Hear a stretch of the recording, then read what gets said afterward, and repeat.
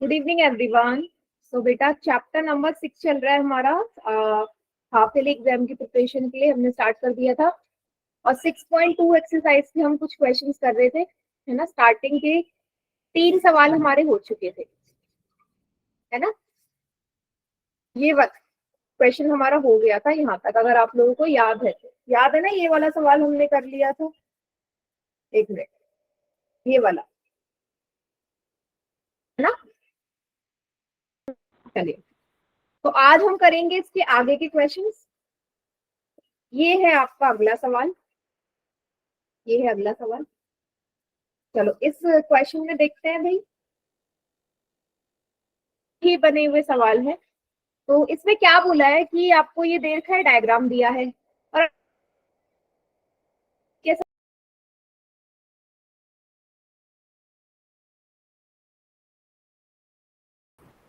है ना। अच्छा बेटा, ये करने से पहले मैं आपसे एक एक क्वेश्चन पूछना चाहती हूँ जरा, पोल में। क्या सवाल है मेरा, मान लीजिए अगर मैंने लिखा त्रिभुज ए सी बी समांतर है, सॉरी समरूप है, समरूप है। अच्छा समरूप वाला चलो मैं बाद में पूछूंगी, बाद में पूछूंगी जब मैं 6.3 करवाऊंगी, अभी तो नहीं चलेगा। चलो ये बाद में पूछ लूंगी। आपको बताना है कि भाई ये कैसे प्रूफ होगा। तो 6.1 प्रमेय से ही हमसे प्रूफ करेंगे। तो जो दिया गया होता है उसी से हम स्टार्ट करते हैं। तो क्या दिया है, सबसे पहली चीज जो आपको दी गई है वो दी गई है भाई कि डीई भुजा समांतर है एसी भुजा के और डीएफ भुजा समांतर है एई के। ठीक है, अब इसको स्टार्ट कैसे करेंगे। तो पहले मुझे देखना पड़ेगा ये जो समांतर है ये कौन से ट्राइंगल में आ रहा है। डीई ये रहा, एसी ये रहा। तो आप मुझे बना के बता सकते हो कि भाई कौन से ट्राइंगल में आ रहे हैं, ये ट्राइंगल का नाम मेंशन करिए, कौन से ट्राइंगल में आ रहे हैं डीई और एसी, कौन सा त्रिभुज है। चैट सेक्शन में सभी बच्चे उस त्रिभुज का नाम लिखिए, डीई और एसी जिसमें आ रहे हैं। हाँ, एक ही बच्चे को आता है बस, और बाकी दो ही बच्चे, दो ही बच्चे हैं क्या क्लास में। जल्दी से लिखिए कौन से त्रिभुज में आ रहा है बेटा, रिस्पॉन्स आपको करना पड़ेगा। Very good. आप क्या करेंगे, इनको जोड़ देंगे, ऐसे ज्वाइन कर देंगे, आपको पता चल जाएगा। भाई साफ नजर आ रहा है एबीसी में है, तो आप लिखेंगे त्रिभुज एबीसी में आपको डीई समांतर दिया है एसी के, तो इनकी भुजाओं का जो अनुपात है वो लिख सकते हो। डी और ई पॉइंट पे प्रतिच्छेद कर रहे हैं इन दोनों भुजाओं को, तो आप लिखोगे बेटा डीबी बटे डीए या बीडी बटे डीए का अनुपात बराबर हो जाएगा किसके, बीई बटे ईसी के, बीई बटे ईसी की। 6.1 प्रमेय यही तो कहता है कि भाई अगर कोई दो भुजाएं आपस में समांतर हैं तो उनकी भुजाओं का अनुपात, जिन रेखाओं पे प्रतिच्छेद कर रहे हैं उनकी भुजाओं का अनुपात आप ऐसे लिख सकते हो। सभी को समझ में आ गया, मैंने 6.1 प्रमेय लगा दिया इस त्रिभुज में। बताइए यस या नो। बढ़िया। अब सेम इसी तरीके से आपको एक और चीज समांतर दे रखा है, एक और क्या दिया है भाई, डीएफ भुजा समांतर है एई के, डीएफ और एई। अब हम इनको जोड़ लेते हैं भाई, जोड़ लिया तो यहाँ पे मुझे त्रिभुज दिख गया। क्या है इस त्रिभुज का नाम, इसका नाम है त्रिभुज ए बीई। त्रिभुज ए बीई में डी और एफ हमारे बिंदु हैं जो प्रतिच्छेद कर रहे हैं, तो आप लिख सकते हो अनुपात। क्या लिखोगे, बी डी बट्टे ए डी या डीए का अनुपात हो जाएगा बी एफ बट्टे एफ ई के। यहाँ पे भी 6.1 प्रमेय लगा दी हमने, ये दूसरा समीकरण हो गया, ये हो गया दूसरा समीकरण। ठीक है, दोनों में लगा दिया। अगर आप यहाँ ध्यान से देखोगे भाई दोनों जगह बी डी बट्टे डीए नजर आ रहा है आपको, दोनों ही समीकरण में बी डी बट्टे डीए नजर आ रहा है, दोनों जगह, पहले में भी और दूसरे में भी। मैंने आपको पिछली क्लास में एक्सप्लेन किया था कि भाई अगर ये दोनों जगह है तो ये जिनके समान है वो भी आपस में इक्वल हो जाते हैं, उनका अनुपात भी बराबर हो जाएगा। तो आप बोल सकते हो कि भाई बीई बटे ईसी का अनुपात बराबर हो जाएगा बीएफ बटे एफई के समीकरण 1 और 2 द्वारा। और यही आपको सिद्ध करना है, यही तो सिद्ध करना है। ये मैंने आगे लिख लिया, ये बाद में लिख लिया। हो गया सिद्ध। गुड इवनिंग बेटा। हो गया क्वेश्चन सॉल्व या नहीं हुआ? देखिए जरा, सेम वही चीज आ रही है जो उसने बोला है प्रूफ करने के लिए, सिद्ध करने के लिए।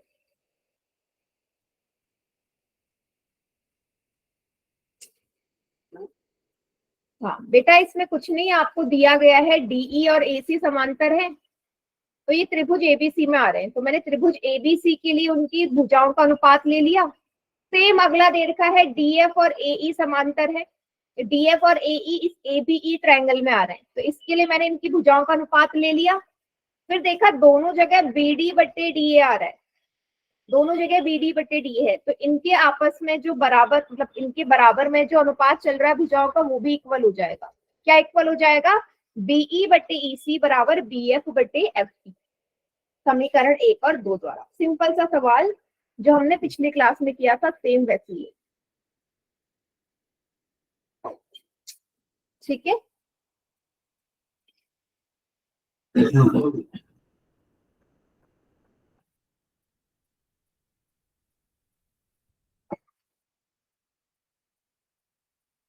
इसको नोट डाउन करिए, फिर अगला सवाल करते हैं।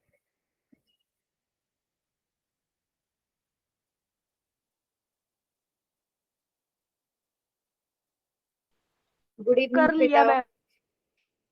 कर लिया, चलिए फिर कर लिया।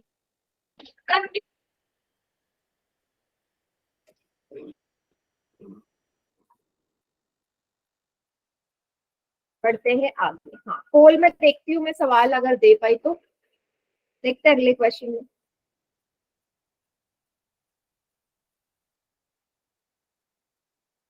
ये है अगला सवाल। ठीक है, क्या बोला है, ये आकृति दे रखी है आपको, ये आकृति है इसकी, इस सवाल की, और बोला है डीई और ओक्यू समांतर है, डीई और ओक्यू समांतर है, डीएफ और ओआर समांतर है। क्या दर्शाना है? दर्शाइए ईएफ समांतर है क्यूआर के। आपको क्या सिद्ध करना है? कि ईएफ समांतर है क्यूआर के।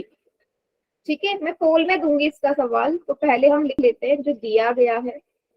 दिया है डीई ओक्यू के समांतर है और डीएफ ओआर के समांतर। तो सबसे पहले हम क्या कर रहे हैं बेटा, ये देख रहे हैं कि भाई डीई और ओक्यू कौन से ट्रायंगल में आ रहे हैं, डीई और ओक्यू।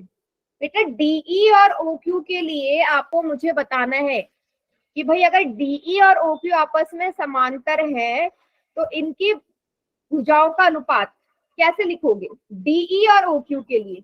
तो पहले तो आपको देखना पड़ेगा भाई किस त्रिभुज में आ रहे हैं और उसके हिसाब से इनका अनुपात लिखो। ठीक है, मैं ऑप्शन दे रही हूँ। ऑप्शन है डीई बटे ओक्यू बराबर पीई बटे पीक्यू। दूसरा है पीडी बटे पीई बराबर ईओ बटे डीई। तीसरा है पीई बटे ईक्यू बराबर पीडी बटे डीओ। चौथा है पीडी बटे डीओ बराबर पीई बटे ईडी। ठीक है, ये चार ऑप्शन है। आपको बताना है कि अगर डीई और ओक्यू समांतर है तो किन भुजाओं का अनुपात आप सेम कर सकते हो। ठीक है, कीजिए पूरी। चार ऑप्शन है।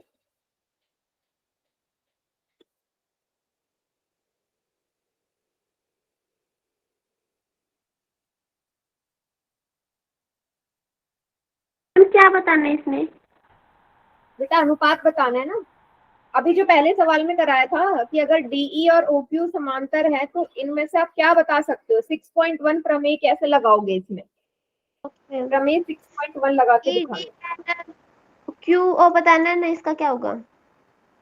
हाँ,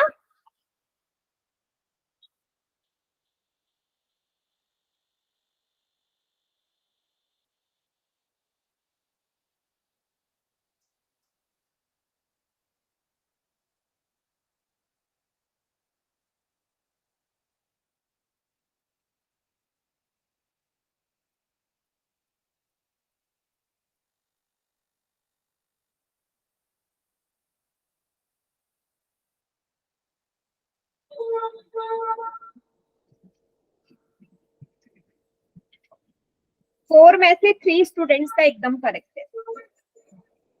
मेरा भी ठीक है। Very good.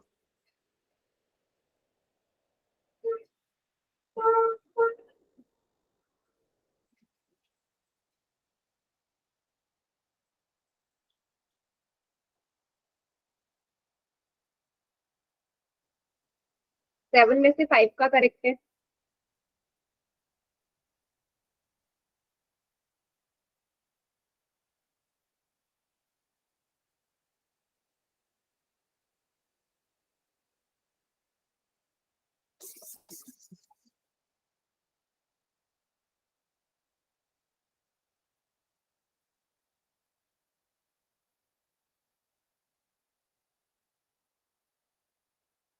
बहुत बढ़िया।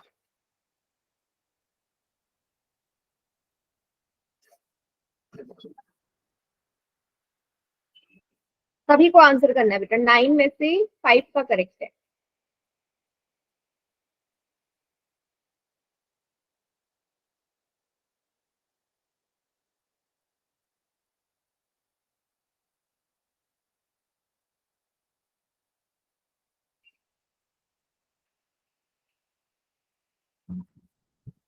ट्वेल्व में से 8 स्टूडेंट्स का एकदम सही है।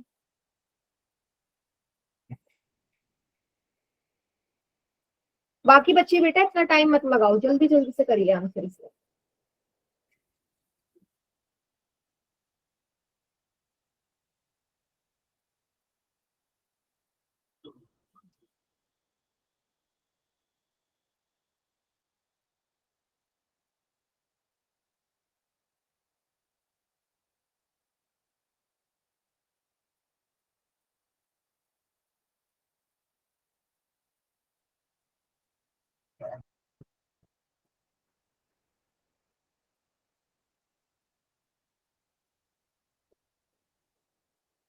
वेरी गुड, काफी बच्चे सही कर रहे हैं।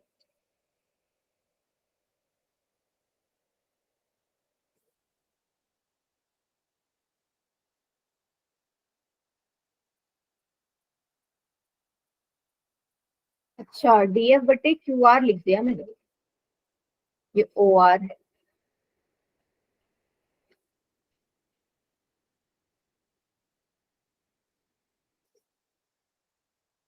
बेटा सिर्फ 17 बच्चे आंसर करें, बाकी भी करिए जल्दी जल्दी से, फिर मैं काउंट डाउन स्टार्ट करूंगी ना।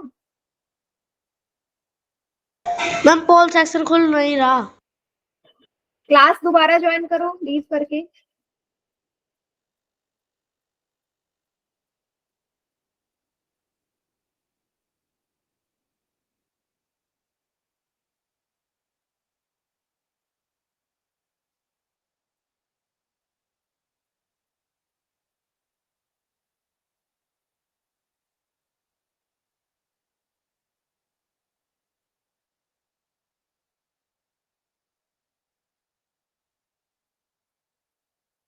चलिए मैं काउंट डाउन स्टार्ट कर दूं बेटा।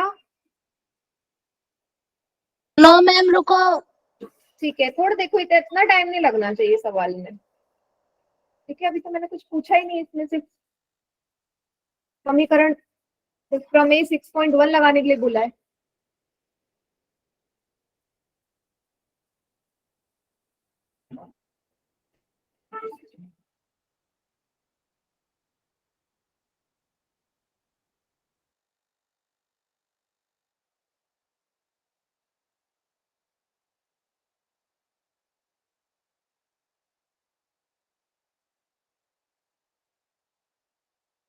मैम कितना का ठीक है?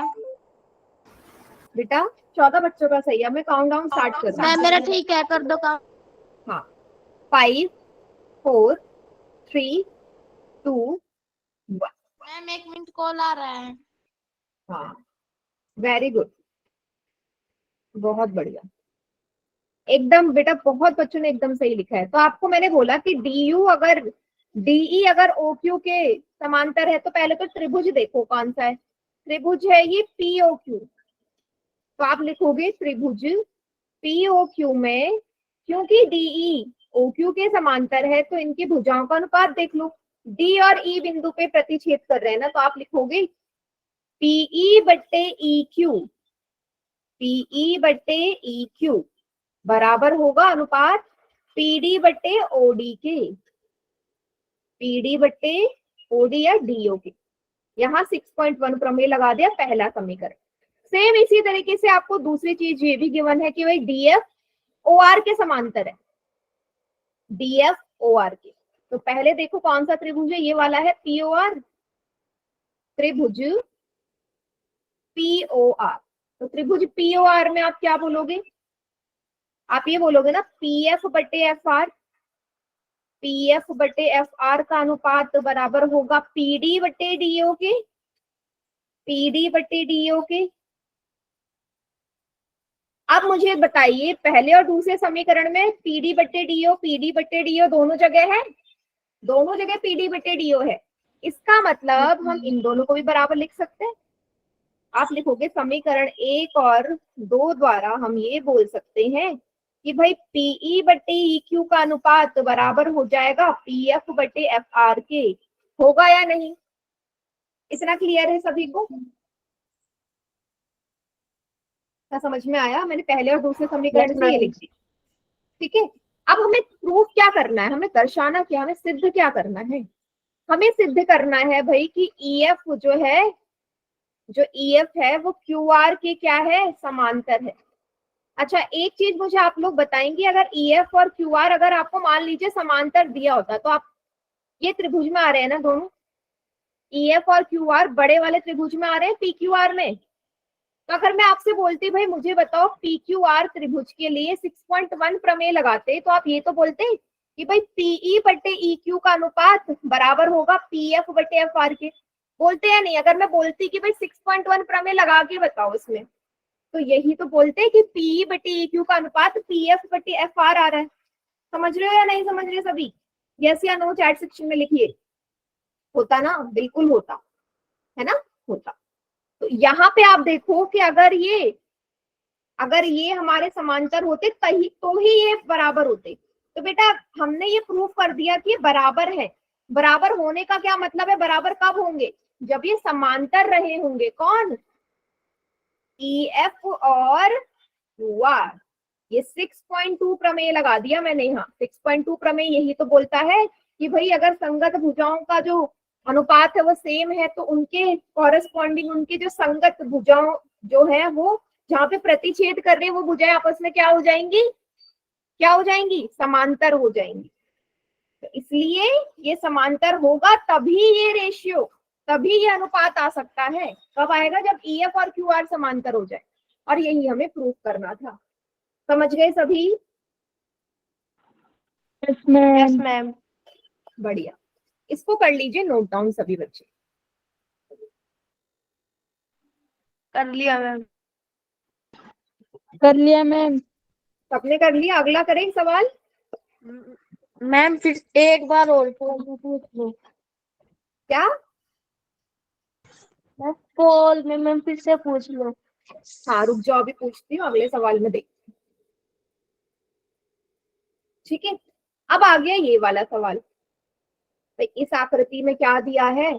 OP OQ O R A B C बिंदु पे स्थित है। ठीक है, ए बी पी क्यू के समांतर है। जो दिया है वो लिख लेते हैं।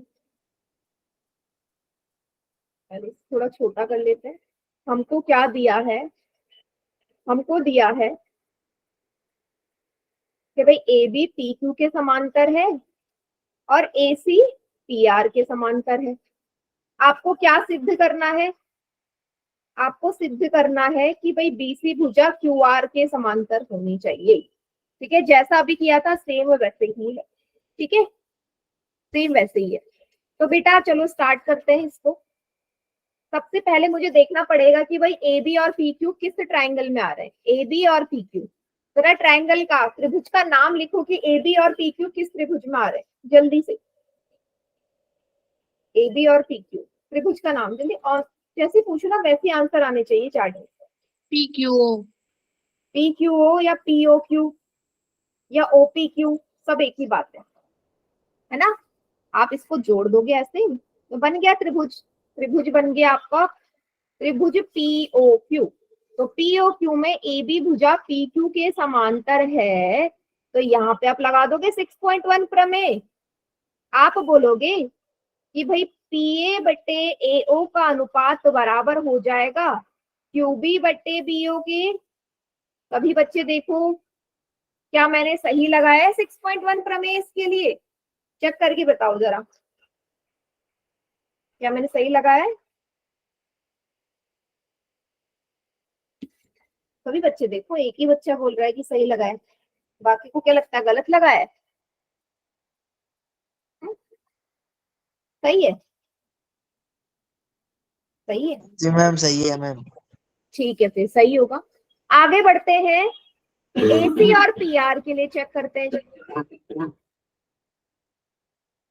एसी और पीआर के लिए त्रिभुज है ये वाला पीओआर। त्रिभुज पीओआर के लिए चेक कर लेते हैं भाई। आप लिखोगे त्रिभुज पीओआर में, भाई एसी भुजा पैरेलल है पीआर के, तो यहाँ पे भी 6.1 प्रमेय लगाएंगे। ए और पी इसके बिंदु है, तो आप बोलोगे कि भाई पीए बटे एओ का अनुपात तो बराबर होगा किसके? सीआर बटे सीओ के या ओसी के। यही बोलोगे, पीए बटे एओ का अनुपात सीआर बटे ओसी के इक्वल होगा। यहाँ पे भी लगा दिया प्रमेय, सही है, सही है। अब बताओ बस। अब सेम वही चीज बेटा, हर सवाल में सेम वही चीज हो रही है। यहाँ भी पीए बटे एओ, यहाँ पे भी पीए बटे एओ, तो भाई ये दोनों बराबर हो जाएंगे। एक व दो समीकरण द्वारा आप ये बोल सकते हैं कि भाई क्यूबी बटे बीओ का अनुपात सीआर बटे सीओ के इक्वल हो जाएगा। अब मुझे प्रूफ क्या करना है, मुझे दर्शाना है बीसी क्यूआर के समांतर है। जरा देखते हैं, ये है बीसी, ये है क्यूआर। अब देख लेते हैं भाई, त्रिभुज है ये वाला क्यूओआर। अगर मैं त्रिभुज क्यूओआर में 6.1 प्रमेय लगाती तो यही आता ना, ओबी बटे बी क्यू, या आप ऐसे बोल दो बी क्यू बटे बीओ बराबर आता सीआर बटे ओसी के। अगर मैं इस त्रिभुज में प्रमेय लगा दूं तो यही आएगा या नहीं आएगा? आएगा, अगर लगाती तो आता ना। दैट मीन्स कि अगर बेटा ये मुझे दे दिया ना कि बराबर है, इसका यही तो मतलब हुआ ये बराबर कब आएंगे? जब ये भुजा समांतर हो तभी आ सकती है। तो ये तो मैंने सिद्ध कर दिया ना कि भाई इन भुजाओं का अनुपात बराबर है। तो ये भुजाओं का अनुपात कब बराबर होगा? जब बीसी क्यूआर के समांतर होगी। 6.2 प्रमेय द्वारा ये क्वेश्चन हो गया सॉल्व। सेम इससे पहले वाला सवाल और ये एकदम सेम है, बस डायग्राम अलग है। क्लियर सभी को? इजी सवाल Yes, लग ma'am. रहे होंगे अब आपको मेरे ख्याल से, अगर समझ में आ रहा है तो। Yes, लग ma'am. रहे हैं? बढ़िया।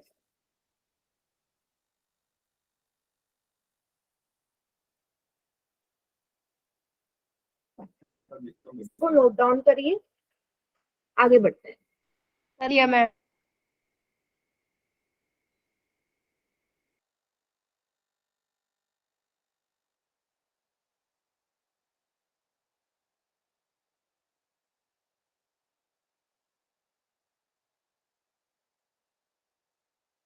चलिए बेटा आगे बढ़ते हैं, ठीक है। अब ये जो क्वेश्चन है ना, ये हमारा 8वां सवाल है। एनसीईआरटी के 6.2 का ये 8वां सवाल है। तो ये जो सवाल है ना, ये हमारा 9th क्लास से रिलेटेड है। अच्छा, आपने 9th क्लास में एक प्रमेय पढ़ा था, मध्य बिंदु प्रमेय, याद है? थोड़ा बहुत तो याद होगा, मध्य बिंदु प्रमेय उसी से रिलेटेड है। तो सवाल ये बोल रहा है कि भाई 6.1 प्रमेय का भी यूज करो और ये सिद्ध करो, 6.1 प्रमेय का यूज करके ये सिद्ध करो कि त्रिभुज की एक भुजा के मध्य बिंदु से होकर दूसरी भुजा के समांतर खींची गई रेखा तीसरी भुजा को समविभाजित करती है। तो ये जो स्टेटमेंट लिखी हुई है, ये जो स्टेटमेंट लिखी हुई है यहाँ पे जो कथन है, ये तो 9th क्लास का मध्य बिंदु प्रमेय का कथन लिखा हुआ है। तो हमें मध्य बिंदु प्रमेय को प्रूव करना है, किसका इस्तेमाल करके? 6.1 प्रमेय का इस्तेमाल करके बीपीटी लगा के। समझ गए क्वेश्चन में क्या बोला है? मध्य बिंदु प्रमेय को हमें प्रूव करना है। ठीक है, चलिए सातवां सवाल है ये। चलिए सॉल्व करना स्टार्ट करते हैं। तो यहाँ पे पहले मुझे डायग्राम बनाना पड़ेगा। तो एक त्रिभुज की बात कर रहे हैं तो त्रिभुज बना लेते हैं। ठीक है, हमने एक त्रिभुज बना लिया जिसका नाम मैंने रख दिया ABC, ABC। अब इसने क्या बोला है? एक त्रिभुज की एक भुजा के मध्य बिंदु से होकर, मान लीजिए AB भुजा का मध्य बिंदु है D।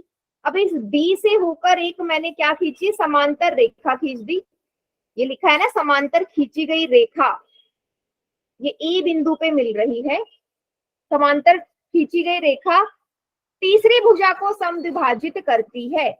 तीसरी भुजा को समद्विभाजित करती है मतलब तो ये तीसरी भुजा है ना AC। मतलब मुझे क्या सिद्ध करना है कि भाई प्रूव करो AE बराबर EC है। यही तो बोला है। समद्विभाजित करने का क्या मतलब है? कि दो बराबर हिस्सों में तोड़ रही है।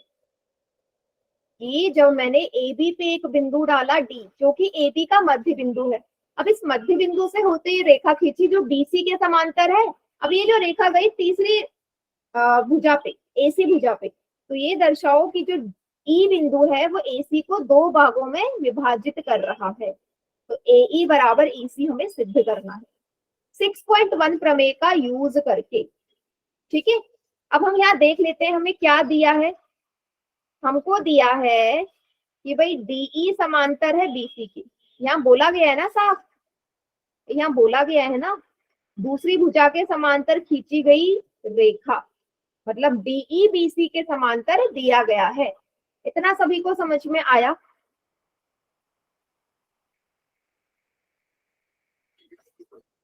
दिया गया है। मैम एक बार दोबारा समझाता हूँ। क्या बोल रहे हो बेटा? मैम रिपीट कर दो एक बार। मैंने ये बोला कि भाई D मध्य बिंदु है। आपको ये भी दिया गया है D मध्य बिंदु है। D मध्य बिंदु है किसका? AB भुजा का। तो मध्य बिंदु क्या करता है? उस भुजा को दो बराबर हिस्सों में तोड़ता है ना। इसका मतलब आप बोल सकते हो कि AD और DB बराबर है। भाई मध्य बिंदु का मतलब ही यही होता है ना कि जो एक भुजा को दो बराबर हिस्सों में तोड़ दे वही मध्य बिंदु कहलाता है।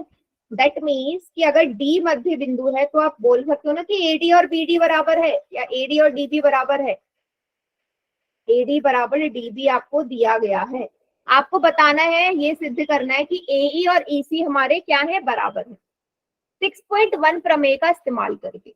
अब बेटा क्योंकि आपको ये भी दिया है DE BC के समांतर है, तो अगर DE BC के समांतर है तो यहाँ 6.1 प्रमेय लगा सकते हो आप लोग आराम से। भाई DE और BC त्रिभुज ABC में आ रहे हैं, तो ABC त्रिभुज में DE और BC समांतर है, तो आप बोल सकते हो कि भाई AD बटे DB का अनुपात बराबर होगा AE बटे EC के 6.1 प्रमेय द्वारा। सही लिखा है, 6.1 प्रमेय लगा दिया क्योंकि मुझे गिवन है भाई कि DE BC के समांतर है। अब क्योंकि D इसका मध्य बिंदु है बेटा, D मध्य बिंदु है तो AD और BD बराबर है। अगर मैं देखूं तो AD और BD, अगर मैं लिखूं यहाँ पे, क्या मैं DB की जगह AD लिख सकती हूँ? भाई क्योंकि AD और DB बराबर है तो जहां DB है वहां AD लिखा जा सकता है या नहीं लिखा जा सकता? बताओ। जहां DB है वहां मैंने AD लिख दिया। क्यों लिख दिया? क्योंकि दोनों बराबर है। इतना मुझे बताइए, समझ में आया? आप तो ऐसे बिल्कुल शॉक हो जाते हो, कुछ रिप्लाई नहीं करते चैट में। तब मुझे तो ऐसे लगेगा ना कि कुछ समझ में नहीं आ रहा आपको। बताओ, मैंने BD की जगह AD लिख दिया। ठीक है, अब AD से AD कट गया तो यहाँ 1 बचा। 1 बराबर AE बटे EC हो गया। कट गया ना, दोनों जगह AD था। हमने क्रॉस मल्टीप्लाई कर दिया तो ये क्या आ गया बेटा? ये आ गया EC बराबर AE। और मेरे ख्याल से यही आपको सिद्ध करना था या नहीं कि भाई AE और EC बराबर है। हो गए प्रूफ? Yes ma'am. बस हो गया प्रूफ। तो आप लिखोगे कि AE, आप लिखोगे E AC भुजा को सम विभाजित करता है। ठीक है, हो गया क्वेश्चन प्रूफ हमारा। तो हमने यहाँ पे 6.1 प्रमेय का इस्तेमाल करा और इसको प्रूफ कर दिया। ठीक है, सभी बच्चे इसे उतार लीजिए कॉपी में।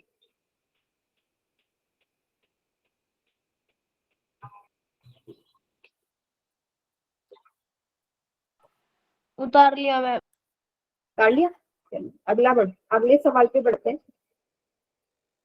बेटा अगला सवाल बिल का इसका उल्टा करना है, ये आपका होमवर्क है। ये सवाल होमवर्क में करके लाएंगे आप। क्या बोला है इस बार? 6.2 प्रमेय का इस्तेमाल करना है और सिद्ध करना है कि दो भुजाओं के मध्य बिंदु को मिलाने वाली तीसरी रेखा भुजा के समांतर होती है। मतलब इस बार जो आपको दिया गया है वो आपको प्रूफ करना है। मतलब इस सवाल में आपको ये दर्शाना है कि भाई डीई समांतर है बीसी के।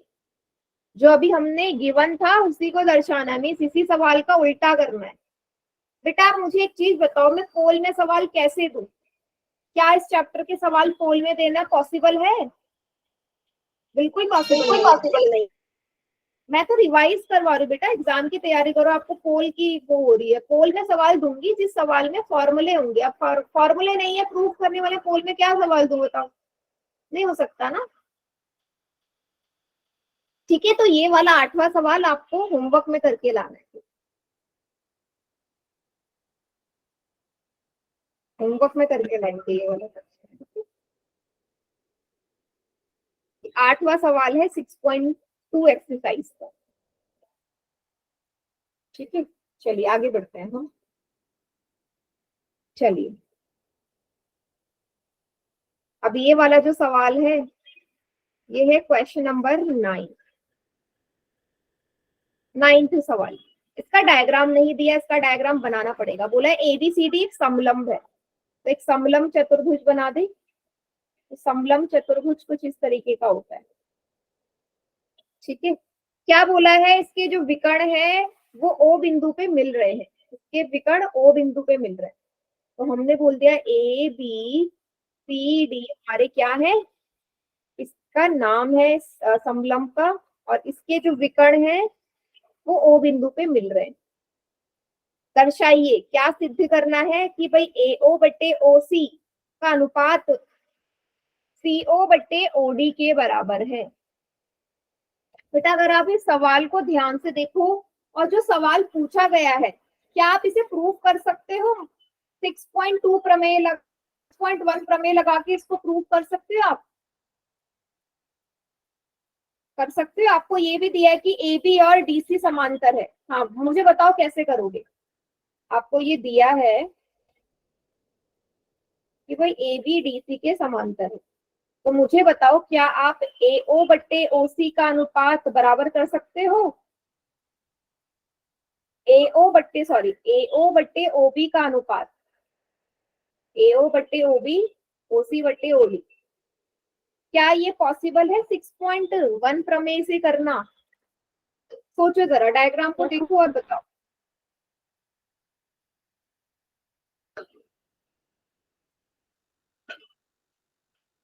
पॉसिबल है या नहीं?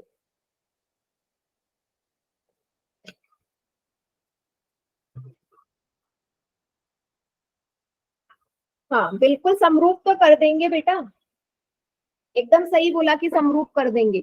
बट इस एक्सरसाइज में हमने अभी समरूप कैसे करते हैं वो अभी समझा नहीं है ना। क्या मैंने आपको समझा दिया कि समरूप कैसे करते हैं? नहीं समझा है ना।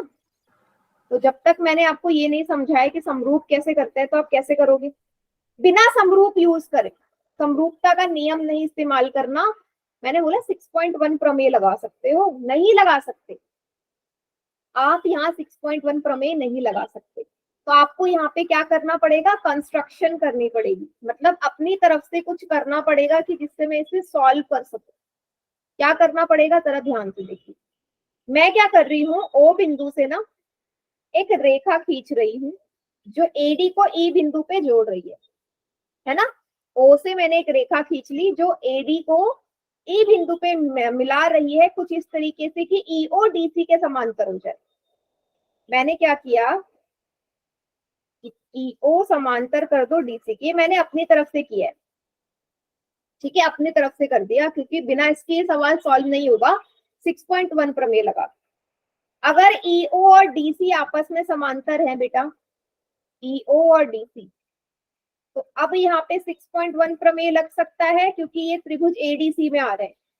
त्रिभुज एडीसी के लिए आप बोल सकते हो कि ईओ समांतर है डीसी के लिए, तो आप लिख सकते हो बेटा एई बट्टे ईडी का अनुपात बराबर होगा एओ बट्टे ओसी के। जरा बताइए जल्दी से सभी बच्चे, होगा ना, होगा ना, यस, ठीक है। मुझे करना पड़ा, क्योंकि बिना इसको सॉल्व नहीं होता। ये पहला समीकरण हो गया। बेटो अब देखो, मुझे सवाल में ये दे रखा है ना कि ए बी डीसी के समांतर है। ईओ अगर डीसी के समांतर है और ए बी भी डीसी के समांतर है, तो हम ये बोल सकते हैं कि ईओ भी एसी के समांतर होगा ए बी के। भाई डीसी ईओ के समांतर है, डीसी ए बी के भी समांतर है, तो हम ये बोल सकते हैं कि भाई ई और ए बी भी समांतर हो जाएंगे, कि दोनों सेम चीज के समांतर है। तो इस बार जो हम त्रिभुज लेंगे ईओ और ए बी के लिए, ईओ और ए बी भुजा के लिए जो त्रिभुज आएगा वो ये आएगा, ये वाला ए बी डी त्रिभुज। आप लिखोगे त्रिभुज ए बी डी के लिए अगर ईओ समांतर है ए बी के, तो इनका जो अनुपात होगा क्या, एई बटे ईडी का अनुपात बराबर हो जाएगा एई बटे ईडी का अनुपात बराबर हो जाएगा ओबी बटे ओडी के, ओबी बटे ओडी के। होगा या नहीं? 6.1 प्रमेय दूसरा समीकरण बताइए। अब आप यहाँ पे क्या बोलेंगे, भाई ये दोनों बराबर है, दोनों ही एई बटे ईडी के बराबर है। समीकरण 1 और 2 को देखा तो दोनों ही आपने क्या बोल दिया, भाई दोनों बराबर है। दैट मीन्स ये दोनों भी बराबर हो जाएंगे क्या, एओ बटे ओसी का अनुपात बराबर हो जाएगा ओबी बटे ओडी के, हो जाएगा। अब आपने क्या दर्शाना है, आपने दर्शाना है ए बी एओ बटे ओबी का अनुपात। तो क्या कर लेंगे, इसको क्रॉस कर लीजिए, इस ओबी को नीचे ले आओ, इस ओसी को ऊपर ले जा लो, कर सकते हैं। आप लिखोगे एओ बटे, ये ओबी नीचे आ गया इसके, और ये ओसी ऊपर चले गए अपॉन ओडी। तो यही तो हमें दर्शाना था, समझ गए। हम इंटरचेंज कर सकते हैं। मैंने क्या कर दिया, ओबी नीचे लेके आ गई और ओसी को ओबी की जगह, ओबी को ओसी की जगह लिख लिया है। कर सकते हैं, क्योंकि हमने बराबर सिद्ध कर लिए ना अनुपात, तो हम ऐसे इसको रीअरेंज कर सकते हैं। क्लियर है बेटा?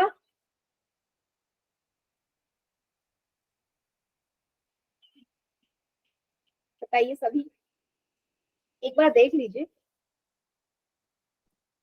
Yes ma'am. हो गया क्वेश्चन सॉल्व? ठीक है, इसको कर लीजिए नोट डाउन।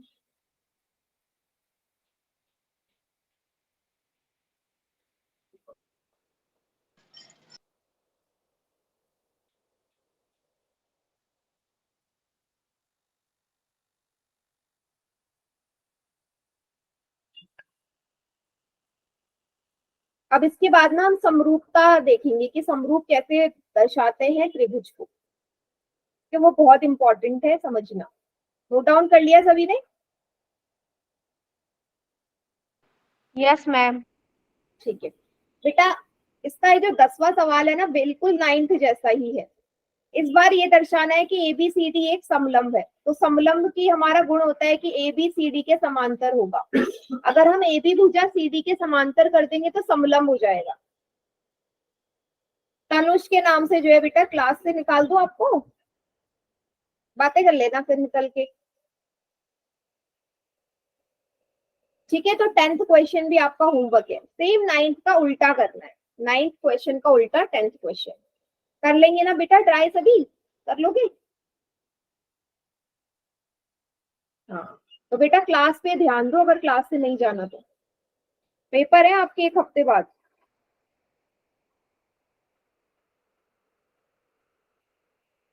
ठीक है, चलिए अब मैं आपको नया कॉन्सेप्ट पढ़ा रही हूँ समरूपता का।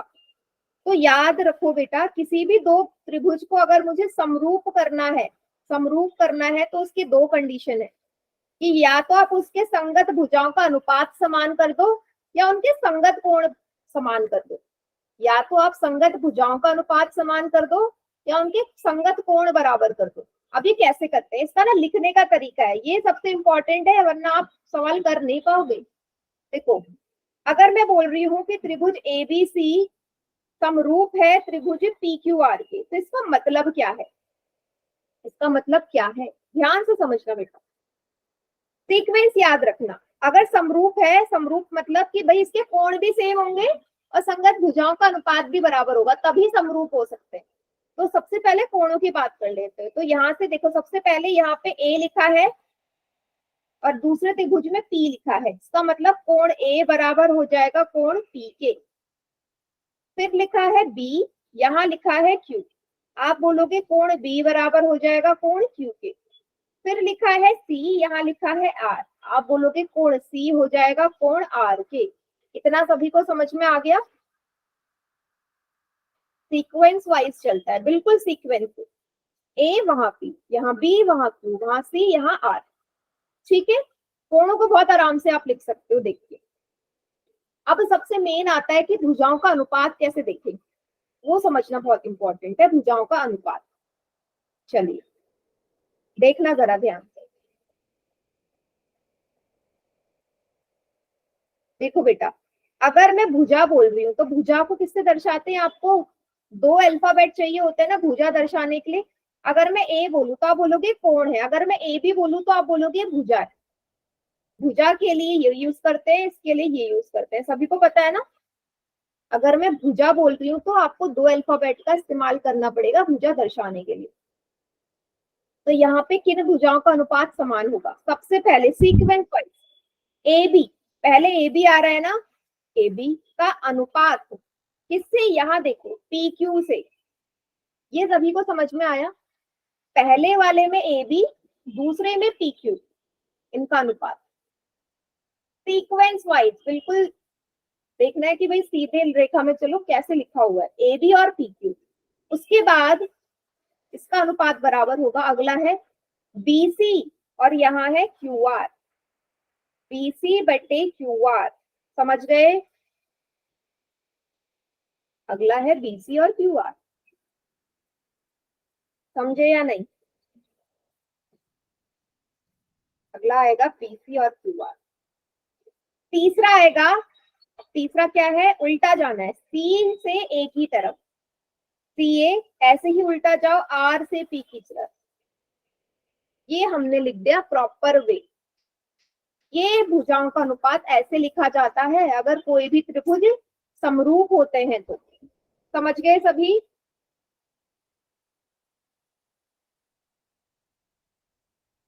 या नहीं?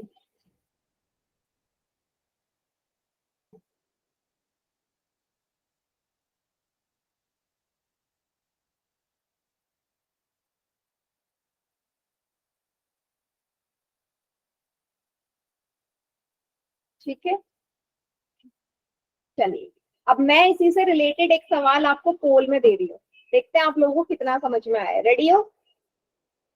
आपको मैं दूंगी कि अगर ये दो त्रिभुज आपस में समरूप है तो किन भुजाओं का अनुपात समान होगा। रेडी? ठीक है, तो सवाल है ये,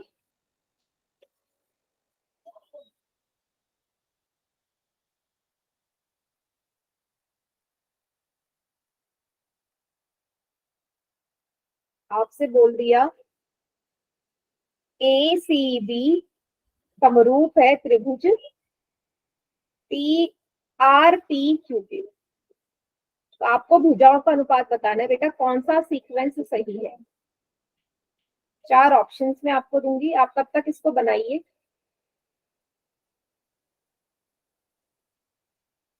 आर पी बटे पी क्यू, ए बी बटे आर। दूसरा है ए सी बटे आर पी बराबर सी बी बटे पी क्यू बराबर AC बटे BA।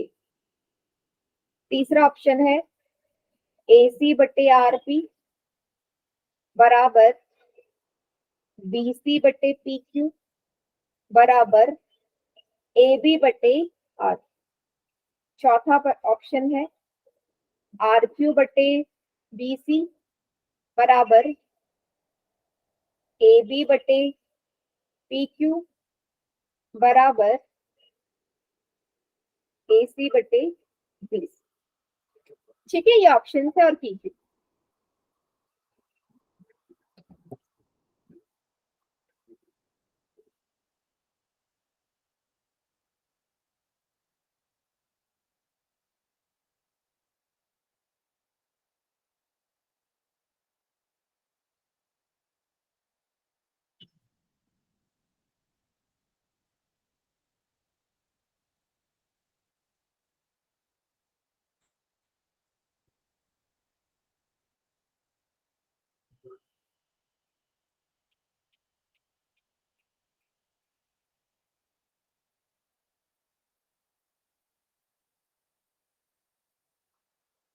वेरी गुड, 6 बच्चों ने आंसर किया, 6 बच्चों का करेक्ट है।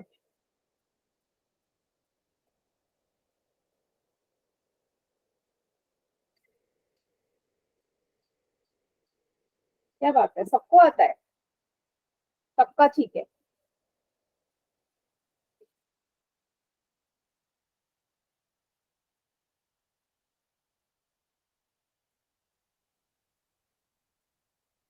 वेरी गुड बेटा।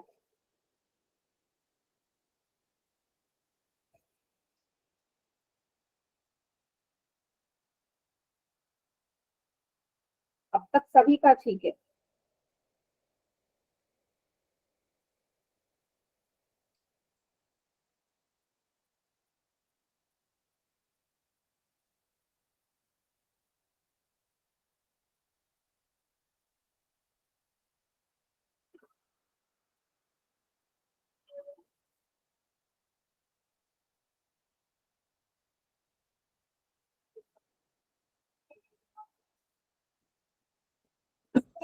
अभी तक सभी बच्चों का सही है, वेरी गुड, एक्सीलेंट, बहुत बढ़िया। हमें सेकंड हाँ बेटा, सभी का ठीक है।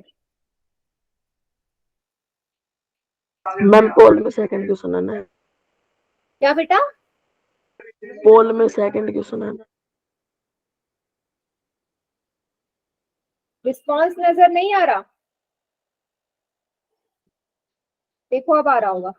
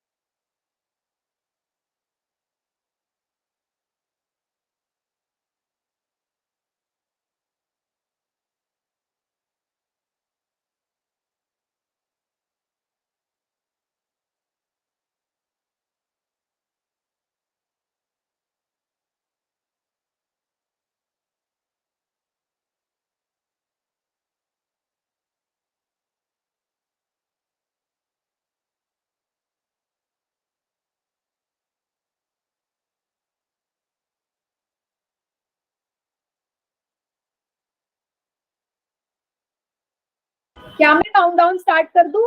मेरे ख्याल से सबका हो गया। बहुत बढ़िया बेटा, बहुत ही बढ़िया रिस्पॉन्स आया इसका। चलिए बताइए कौन सा ऑप्शन सही है? एक्सीलेंट मीन्स अच्छा मुझे बताओ, आप लोगों को ये पहले से पता था या अभी सीख के किया है? मैक्सिमम बच्चों ने पहले से आता था या अभी अभी मैम सीखा और अभी करा? मैम अभी मतलब आ गया आपको समझ, वेरी गुड। तो आप सीक्वेंस देखोगे, भाई AC है, यहाँ पे इसका सीक्वेंस है RP, यहाँ पे हमने देखा CB, यहाँ PQ। CB लिख सकते हैं या BC, एक ही बात है। लास्ट है रिवर्स जाना है BA और यहाँ है QR। ठीक है बेटा, तो ऐसा कोई भी सीक्वेंस हो, अब मैं ACB की जगह ABC कर दूं या BCA कर दूं, मैं सीक्वेंस चेंज करूंगी तो उसके कॉरेस्पॉन्डिंग, उसके संगत भुजाओं का अनुपात भी बदल जाएगा। मैं यहाँ पे आपको ये चीज बताना चाहती हूँ कि अगर हम इसको आगे पीछे कर दें ना अल्फाबेट को, तो उसके हिसाब से उसका अनुपात भी बदल जाता है। और यही चीज हमें समरूपता में आनी चाहिए। ठीक है, कि कैसे हम देखते हैं। ठीक है बेटा, सभी को क्लियर है इतना? समझ में आ गया इतना? क्लियर है? बढ़िया, ठीक है, बहुत बढ़िया। सो एक थोड़ा सा इसका मैं आपको बता देती हूँ कि मैंने आपको ये बताया कि भाई किसी भी दो त्रिभुज को समरूप करने के लिए तो या तो उनकी संगत भुजाओं का अनुपात सेम कर दो जो भी सीखा, या संगत कोण बराबर कर दो, तो हमारे वो समरूप हो जाते हैं। तो यहाँ पे हमारे क्या है बेटा, इस सवाल से अगर मैं बोलूं कि क्या ये दोनों त्रिभुज समरूप है, आप क्या बोलोगे? क्या ये दोनों त्रिभुज समरूप है, हाँ या ना? Yes ma'am. अच्छा, ये तो एकदम सही बोला। अब समरूप है तो सही बोला। क्या आप इसका नेमिंग कर सकते हो, इस त्रिभुज का नाम दे सकते हो? किस हिसाब से देना है? देखो, जो कोण बराबर है उस हिसाब से नाम बनाना है। जरा बना के दिखाओ, क्या नाम बनेगा? समझ रहे हो? किस कौन सा कोण किसके बराबर है उसके हिसाब से नाम बनाओ इस त्रिभुज का। क्या बनाओगे? AB बटे PQ बराबर BC। नहीं नहीं नहीं नहीं, यहाँ पे कोण बराबर है, यहाँ भुजाएं नहीं दे रखी है। मैं बोला कि कोण यहाँ पे साफ दिख रहे हैं ना कि बराबर है, तो आप इस त्रिभुज का नाम कैसे करोगे? नाम आप ऐसे करोगे कि कोण A और P बराबर है, तो पहले आ गया A, यहाँ पे आ गया P, A और P बराबर है। फिर B और Q बराबर है, तो यहाँ B आ जाएगा, यहाँ Q आ जाएगा। फिर C और R बराबर है, तो ऐसे कर, ऐसे करने के लिए बोल, समझ गए? या आप इसे ऐसे भी बोल सकते हो, अगर मुझे ये दूसरे तरीके से लिखना पड़े, अगर इसे दूसरी तरीके से लिखना पड़े, आप ऐसे भी लिख सकते हैं इसे, P और इधर लिख दो A, फिर लिख दो R। R के हिसाब से बीच में कौन आएगा बेटा A के बाद? बताओ, R के लिए बराबर क्या है? कोण R के लिए बराबर C है ना, तो C लिखोगे बीच में, R के हिसाब से C। फिर यहाँ B के लिए B के लिए यहाँ है Q। समझ गए? क्यों? समझ रहे हो ना मैंने कैसे नेमिंग चेंज कर दी? पर मतलब तो वही रहा ना। सभी को क्लियर ना बेटा? कर लोगे ऐसे? Yes ma'am. ठीक है, तो आज की क्लास यहीं पे एंड करते हैं।